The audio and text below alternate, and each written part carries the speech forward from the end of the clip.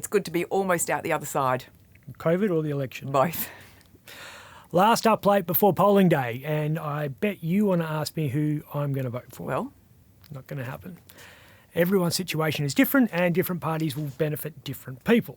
If you're a worker on minimum wage, you should vote Labor, because you'll probably make more money if Albo's in office. If the Fair Work Commission grant a 5% increase, that's 2 cups of coffee a day.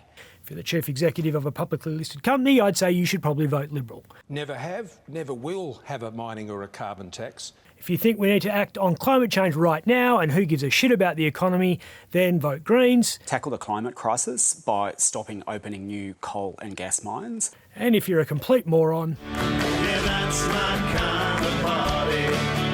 The United Australia Party. Yeah, but who will benefit Australia as a whole, Morrison or Albanese? I think the best person to be Prime Minister is the person who can best control the extreme fringes of their parties.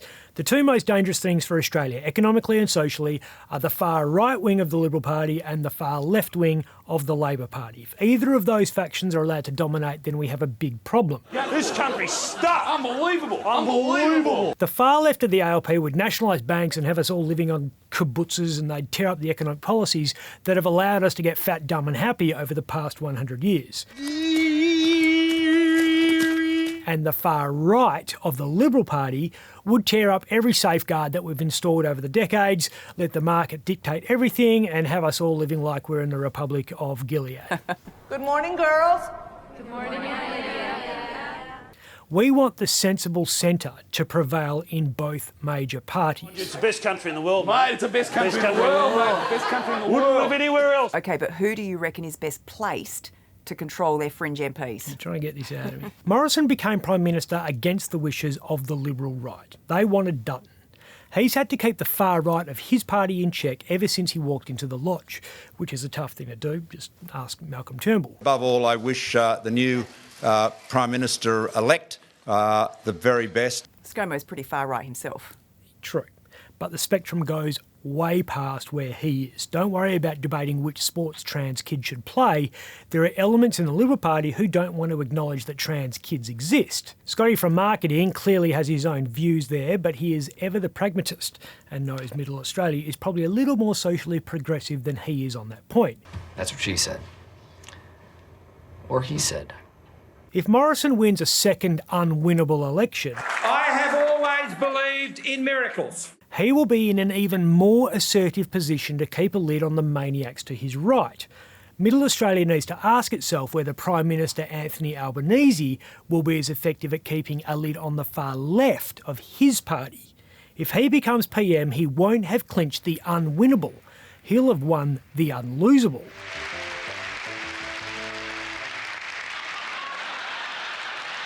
Labor has been ahead in every poll since Adam was a boy, and Morrison is one of the most detested Prime Ministers in history. So Albanese's not going to have a huge amount of political capital if he gets in office, and he's going to have his work cut out for him reining in those individuals who would, at the drop of a hat, end offshore processing of asylum seekers, bring in a carbon tax and a mining tax. What did you make of Labor's costings today? So Albo will spend $8.4 billion more than the government over the next 4 years. The Libs are saying it's irresponsible because we have $1 trillion in debt, and they've got a point. But you could argue that putting the country $1 trillion in the hole in the first place wasn't the most financially responsible thing to do either.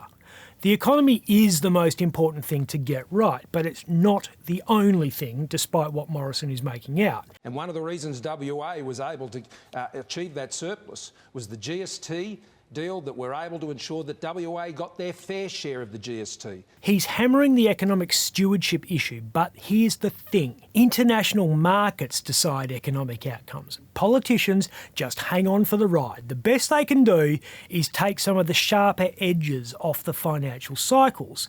They don't have anywhere near the control they say they do, and they deny having any control when it suits them. Morrison's claiming credit for the low unemployment rate. Lowest rate since 1974. 3.9%, 2.9% in WA. Even people who don't want jobs have got jobs. Give me the goddamn money! Okay, you know what, asshole? Pull the trigger. My life couldn't get any worse. Have you noticed that when unemployment is dropping, it's because of astute economic management? A strong economy means a stronger future. But when it's on the way up, it's because of international forces outside the control of the government. Same with wages growth.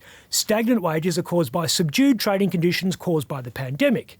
But rising wages are due to government investments in skills and training.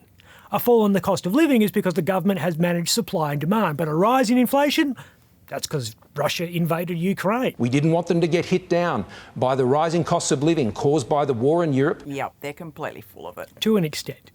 And it's never a one-man show or one-woman show when it comes to economic management. Morrison isn't there in the lodge or Kirribilli by himself with a spreadsheet and his crayons mapping out an employment strategy. He has entire ministries and government departments helping him do that. The same government departments, incidentally, that will help Albanese should he become Prime Minister. Anthony knows Australians kicked Gough Whitlam out because he went too far left. And Scott knows we kicked John Howard out because he went too far right. Okay, come on. Who are you voting for? Not happening. All I'll say is it might not be easy under Albanese, but it probably won't be much worse than being under 100 kegs of ScoMo. I'm Ben Harvey. For more Up Late, click the subscribe button below.